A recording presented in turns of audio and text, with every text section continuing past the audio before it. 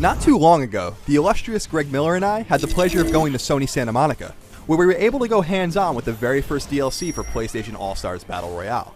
2/3 of the DLC didn't come as a surprise. We knew we'd get to play as Kat from Gravity Rush and Emmet Graves from Starhawk, but what did come as a surprise was the new stage we played on, combining the likes of Heavenly Sword and WipeOut. But first, the characters. What's striking about Kat and Emmet is how different they are from one another. Indeed, these characters are about as dissimilar as you could possibly imagine, and both add something interesting to the roster that will soon be 22 characters strong. Kat is extremely fast and nimble, just as she was in her PlayStation Vita game Gravity Rush.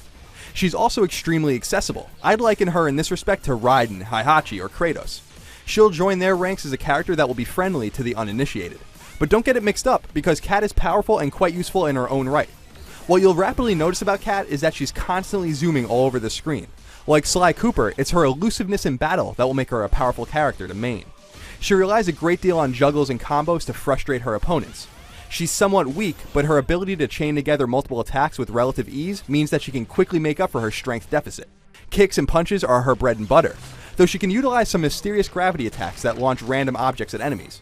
Her level 1 special attack, which shoots spikes at foes, is powerful, but her level 3 special is a true sight to behold, and will easily clear the entire stage. Emmet, on the other hand, is most like Killzone's Colonel Raddick, or perhaps even Nathan Drake. He relies a great deal on his arsenal of weapons, making him a nuanced and difficult character to use. But, like Zangief in Street Fighter 2, learning how to use him could yield exceptional results, because Emmet is extremely powerful, with an array of futuristic weapons.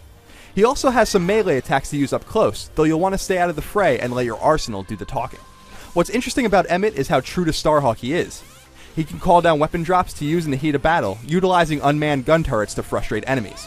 The weapon drop capsules segue into his special attacks. Emmet's level 1 attack, for instance, can be dropped on a group of enemies for a trio of quick kills, though it can be difficult to aim. What you want to walk away knowing about Emmet is how tactical he is, but how powerful he is if you have the patience to really learn how to use him.